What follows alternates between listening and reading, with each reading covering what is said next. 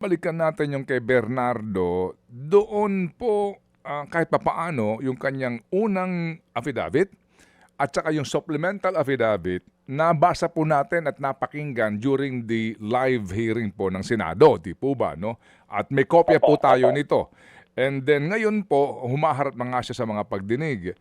Ito pong kay Bonoan, may karapatan ba ang publiko na makita ang kanyang affidavit? Ano bang kwento nito? O ito'y secret lamang ng ombudsman at magkakaalaman na lang tayo kapag naihain na yung motion na i-qualify siya as state witness? Ano ba ang panuntunan dyan? Meron ho bang ganon?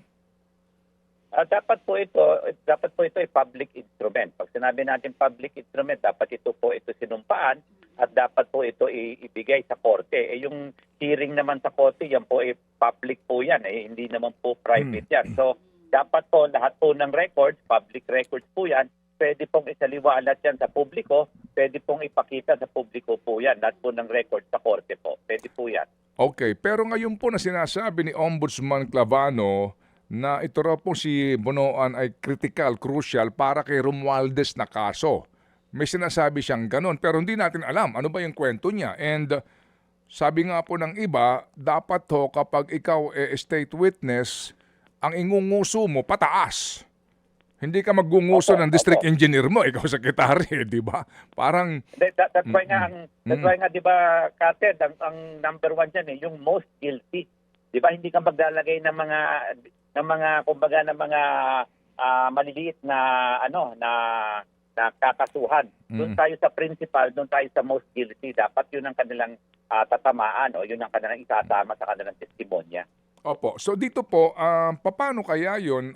Kasi ngayon din natin alam, ano ba ang statement nito? Sino ba idinadawit nito? Meron ba itong isa sa Olimpera?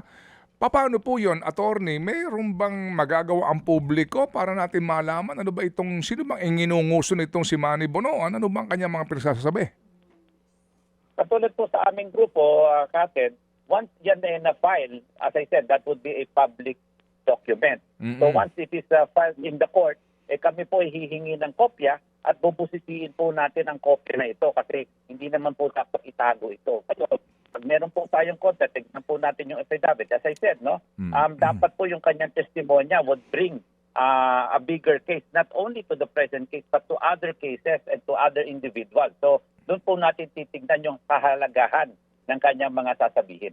Mga kapatid, patuloy po kayong tumutok sa 105.9 True FM para sa totoong balita, impormasyon, music and entertainment. Mag-subscribe sa aming YouTube channel at podcast at sundan nyo kami sa Facebook, Instagram, X at TikTok sa True Network PH. Bisitahin din po ang aming official website, truefm.ph.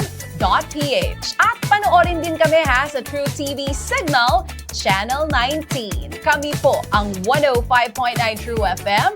Laging true sa'yo, kapatid.